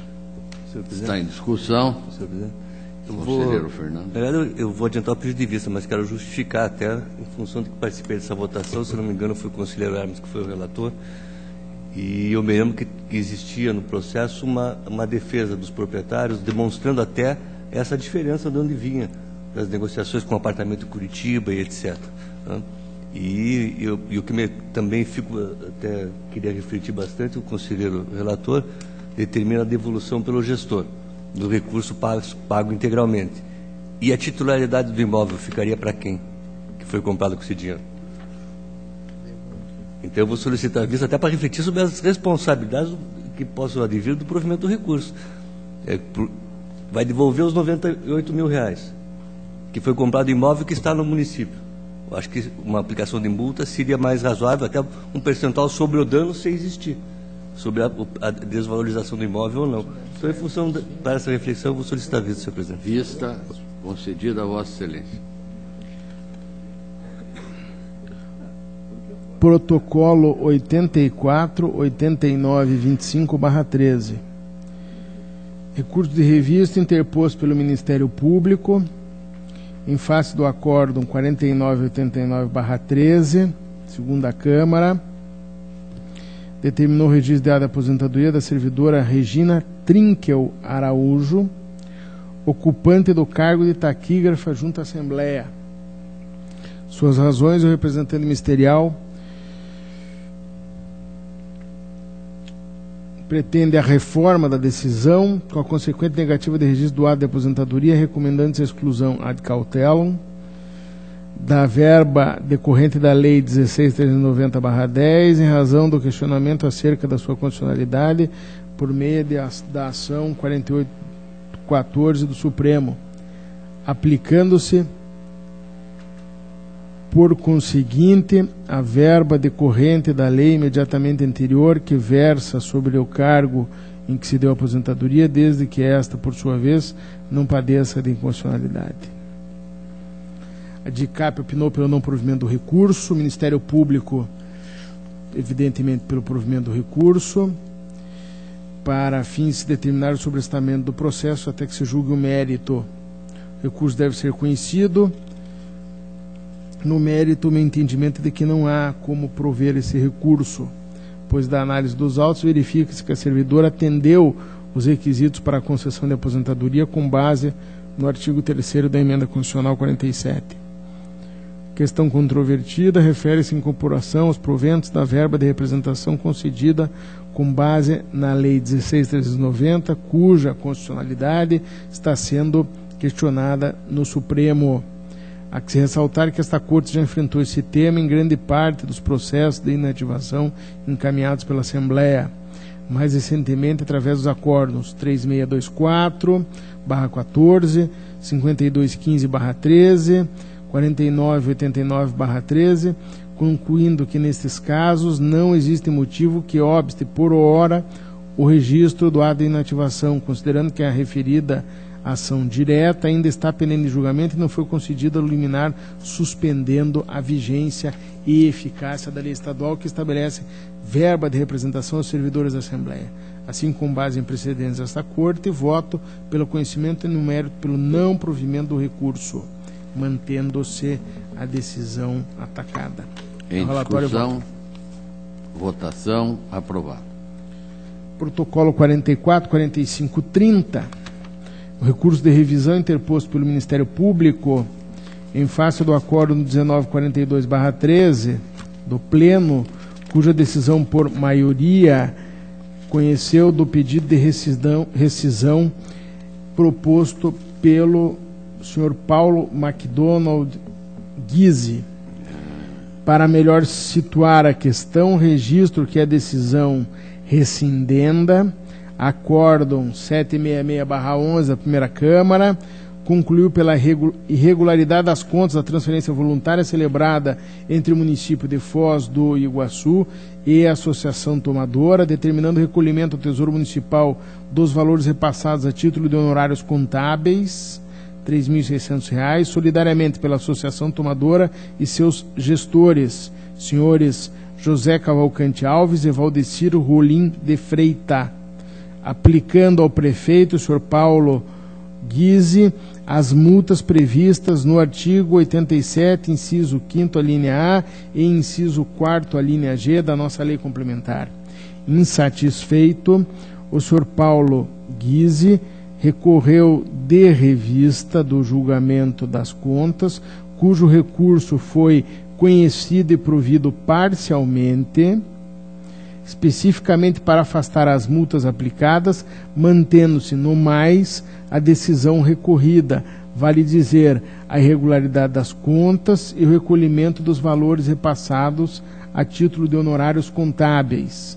Ainda insatisfeito, o Sr. Paulo MacDonald Guise pediu a rescisão, sendo que o acórdão 1942/13, pleno por maioria, conhecendo da pretensão rescisória, deu-lhe provimento e rescindiu referida decisão para o fim de julgar regular, com ressalva aludida à prestação de contas de transferência ante o pagamento dos honorários contábeis.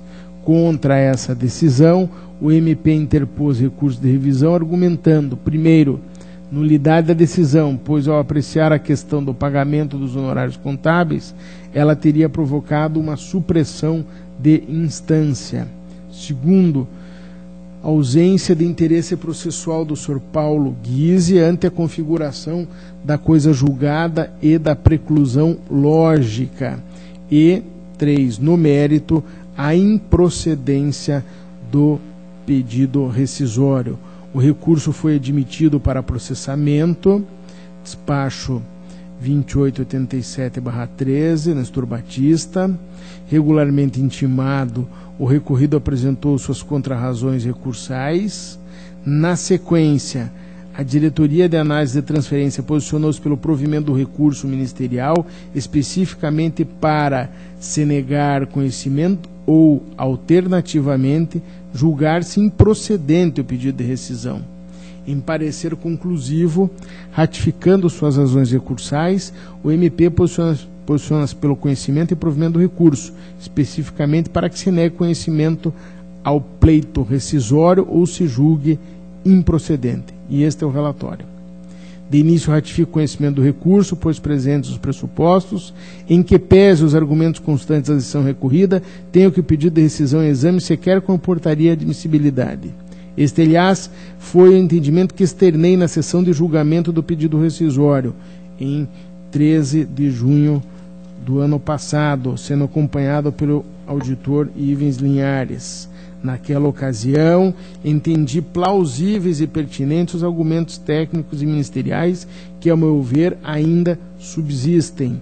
Segundo a Diretoria de Análise de Transferências, é de se concluir que o acórdão rescindendo, em nenhuma circunstância ou em nenhuma hipótese, poderia ter deixado de apreciar ou fundamentar sobre a ausência dos pagamentos dos honorários do contador. A uma, porque o Sr. Paulo Guise, sobre esta circunstância, não se insurgiu. A duas, porque esta responsabilidade não era sua, tampouco do município. A comprovar tal situação, ele próprio informou esse tribunal que estava promovendo a execução fiscal para reaver os valores indevidamente pagos pela referida associação. Por sua vez, o doutor representante ministerial destacou que o acórdão 766, além de julgar as contas regulares e determinar a inclusão dos nomes dos gestores nos cadastros de contas irregulares, aplicou multas ao prefeito de Foz do Iguaçu, Paulo McDonald Guise, e imputou o ressarcimento de valores solidariamente à associação e aos seus gestores. O recurso de revista interposto pelo requerente, por sua vez, teve como objeto a aprovação das contas do convênio e o cancelamento das multas e sanções impostas, tão somente a ele, Paulo McDonald, aduzindo que houve total cumprimento à ordem legal. Neste ponto, calha destacar que operou a coisa julgada em relação à parte da decisão não recorrida, isto é, na parte em que determina o ressarcimento por parte da entidade em solidariedade com os seus gestores. Além da coisa julgada, operou-se também a preclusão lógica para recorrer, já que as determinações contidas no acórdão 766 foram devidamente cumpridas pelos interessados, seja com o pagamento da multa, seja com o ressarcimento erário, consoante certidão de quitação de débito. Nesse sentido, não havia interesse processual na interposição do recurso de revista por parte daquele que cumpriu voluntariamente a decisão. Em verdade, ao que parece, o requerente se valeu do recurso de revista para demonstrar a execução voluntária da decisão cominada, entendendo equivocadamente que tal conduta teria como consequência a aprovação das contas. Em conclusão, a douta procuradora argumenta que, por tais razões, deve o acórdão 1942 ser reformado a fim de que, reconhecendo-se a ausência de interesse processual do requerente, seja negado o conhecimento ao pedido de rescisão.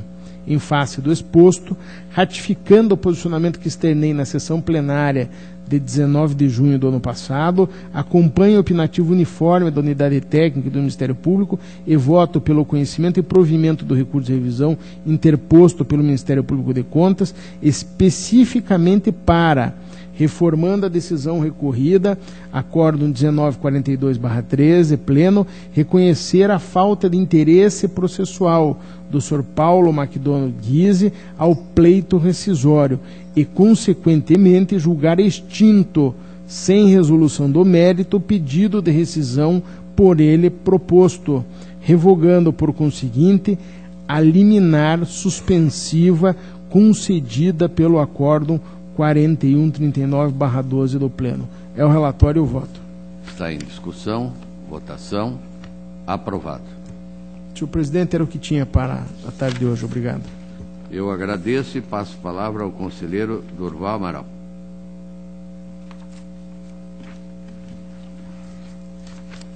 Senhor presidente, senhor procurador, senhores conselheiros, conselheiros substitutos, inicio minha pauta pelo processo número 51.39.58.13. Trata-se de recurso de revista interposto por Edson Darley Basso, ex-prefeito do município de Campo Largo, em face do acórdão 2607/13 da primeira Câmara, o qual houve por bem julgar irregulares as contas de transferência recebida pelo município da Secretaria de Estado da Criança e Juventude e formalizada por meio do convênio 127 de 2007, em razão de contrapartida realizada a menor e execução apenas parcial do plano de trabalho, condenando-o ao pagamento de multa em razão da não realização do objeto do convênio e ao recolhimento de valores decorrentes da realização de contrapartida a menor. Em suas razões recursais, o recorrente alegou, em síntese, que os objetivos do convênio previstos no plano de trabalho foram devidamente cumpridos, com menos recursos que os previstos, impondo-se a reforma da decisão para reconhecer a regularidade das contas. A Diretoria de Análise de Transferências afirmou que o recurso não merece provimento, pois o município realizou uma contrapartida proporcionalmente menor do que a originalmente avançada, o que desvela a má gestão e falta de planejamento do município, justificando-se a devolução de valores. Relativamente à execução parcial do convênio, a unidade técnica reiterou o uso a menor dos valores transferidos, não tendo a municipalidade logrado êxito em demonstrar que a redução dos gastos se deu em razão de economia conquistada com a aquisição de equipamentos por meio de processos licitatórios.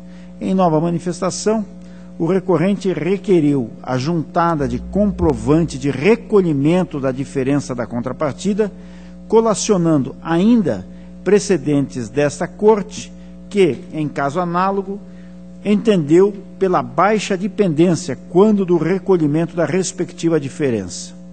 Em face disso, a unidade técnica considerou que o recolhimento do referido valor afastou a irregularidade atinente à não integralização da contrapartida. No entanto, insistiu no não provimento do recurso em razão da execução parcial do convênio. No mesmo sentido, posicionou-se o Ministério Público. Consoante ressoa da instrução, a irregularidade das contas teve por fundamento a realização a menor da contrapartida e a execução parcial do plano de trabalho. Relativamente à primeira impropriedade, o recorrente juntou comprovante demonstrando a restituição dos valores relativos à não integralização da contrapartida, tendo em vista a conduta do recorrente, que procedeu ao saneamento da impropriedade anteriormente à decisão de segundo grau, impõe-se a ressalva, aplicando ao caso o entendimento consolidado desta Corte na súmula número 8. Afastada a tal impropriedade, cumpre verificar se a execução parcial do convênio se mostraria hábil a inquinar as contas. Apesar do vertido pela unidade técnica e pelo órgão ministerial, não vislumbro mácula na parcialidade da execução do objeto do convênio a inquinar a integralidade das contas. Por certo, que a realização de gastos em montante inferior ao consignado no plano de aplicação revela, como apontado na instrução, a falta de planejamento ou má administração da gestão do convênio. No entanto, Isso não se afigura causa de irregularidade das contas, eis que se não se amolda às hipóteses constantes no artigo 16.3 da Lei Complementar 113 de 2005, não se consubstanciando em omissão no dever de prestar contas, infração à norma legal ou regulamentar, desfalque ou desvio de dinheiro, bens ou valores públicos ou desvio de finalidade. Conforme apontado na instrução da DAT, o termo de cumprimento de objetivos destaca que houve execução parcial do objeto do convênio em razão da não aquisição de alguns equipamentos e não realização de gastos com, entre aspas, serviço de terceiros, pessoa física ou jurídica, fecha aspas. No entanto, o mesmo termo explicita que, aspas, do ponto de vista técnico operacional, os objetivos propostos do projeto foram atingidos, fecha aspas, e que, abre novamente aspas, a municipalidade efetuou devolução de saldo em conta no valor de R$ 81.431,27 em 28 de janeiro de 2011 e em 25 de fevereiro de 2011 de R$ 379,18. O que ressoa dos autos é que os valores transferidos e não aplicados foram devolvidos ao erário estadual, inclusive o saldo da contrapartida não integralizada à época. Destarte, não houve malversação de dinheiro público, tendo sido os valores aplicados na execução do convênio ou devolvidos ao Estado, não se verificando, na hipótese, prejuízo aos cofres públicos. Assim, tendo em vista que não há elementos nos autos que demonstrem, ainda que minimamente, a existência de ilegalidade, fraude, dano ou mesmo má-fé na execução do ajuste, não cumpre taxar a conta de irregular, sendo mais razoável a conversão em ressalva da impropriedade. Ademais, a imperícia na gestão do convênio já restou suficiente e adequadamente sancionada com a aplicação da sanção de multa. Em face de todo o exposto, voto para que seja conhecido o recurso revista para, no mérito, dar-lhe provimento para julgar regulares as contas, com ressalva, em razão do adimplemento parcial da contrapartida e da execução parcial da execução do convênio, mantendo-se incólume no restante a decisão. É o relatório e voto, senhor presidente. Está em discussão. Votação. Aprovado. Processo número 617303/13, que foi devolvido nessa tarde pelo nobre conselheiro Fernando, junto com a devolução, verifica-se que há a juntada de uma petição intermediária, número 725770/14, razão pela qual, senhor presidente, eu vou solicitar a retirada de pauta desse processo. Está retirado de pauta.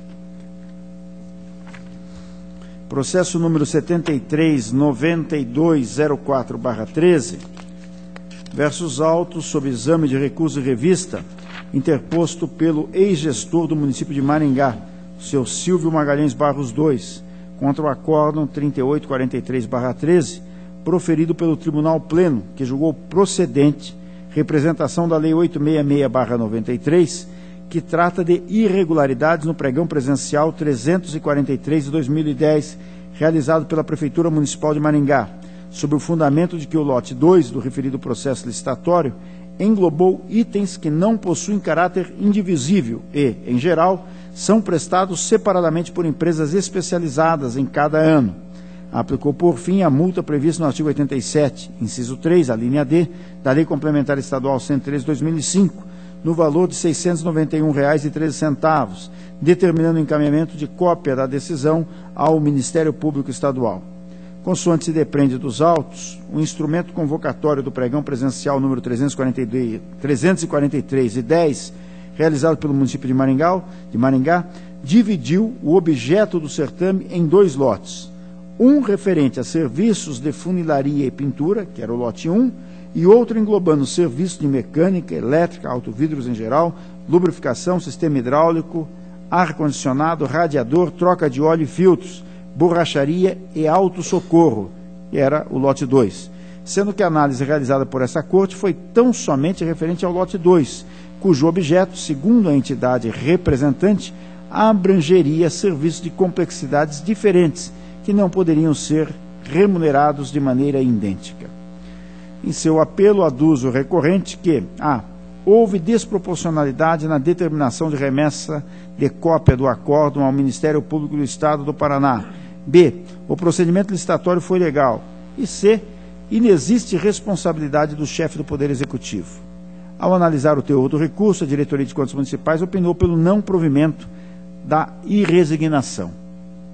Em primeiro lugar, esclarece a unidade técnica que o envio de cópia do acórdão ao Ministério Público Estadual do Paraná não caracteriza medida punitiva, mas mero ato de informação, sendo-lhe concedida a oportunidade para a adoção de medidas que entender cabíveis.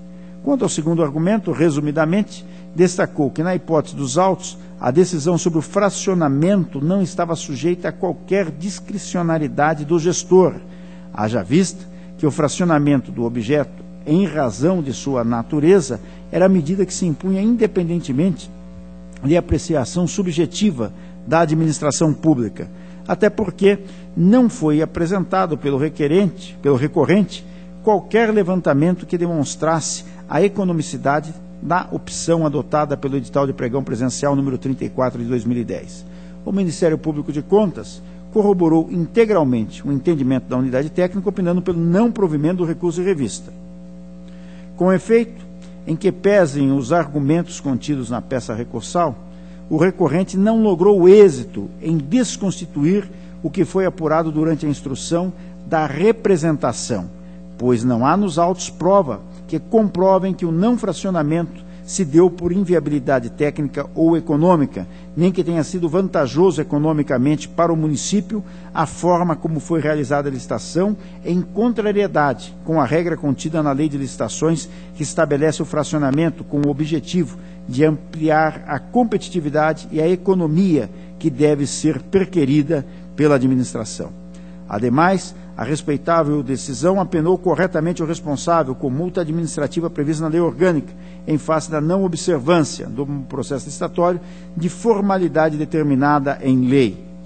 Ainda não houve condenação de ressarcimento ou multa proporcional ao dano, que pudessem se afigurar como de extrema severidade, de modo a ensejar a indignação do recorrente. Ao contrário, a decisão hostilizada expressamente consignou, aspas, embora verificada a irregularidade do não fracionamento do lote 2, o que pode ter afastado potenciais licitantes, entendo que o caso em espécie não se enquadra nas hipóteses de lesão ao erário prevista no parágrafo 1º do artigo 89 da Lei Complementar Estadual número 113 de 2005. Fecha aspas. Por fim, igualmente não prospera a insurgência quanto ao envio de cópia para o Ministério Público Estadual, posto que se trata de mera ciência do desfecho da representação que se originou de ofício encaminhado pela própria promotoria da comarca de Maringá. Assim, acompanhando os termos da instrução e o parecer ministerial, voto pelo conhecimento e pelo não provimento do presente recurso de revista, mantendo incólume o acórdão 3843/13 do Tribunal Pleno. É o relatório e voto, senhor presidente. Está em discussão, votação, aprovado. Processo número 76.6317/13. Senhor presidente, pela ordem. Pela ordem, Vossa Excelência tem a palavra. Por brevidade, eu gostaria de solicitar vistas nesse processo. Vista concedida. Senhor presidente, minha pauta está cumprida. Agradeço a Vossa Excelência e aos demais membros dessa corte. Esta presidência agradece Vossa Excelência e consulta se alguém mais quer fazer uso da palavra. Não havendo quem queira fazer uso, pauta esgotada, declaro encerrada a presente sessão, ficando marcada a próxima para dia 14, no horário regimental. Levante-se e apresente.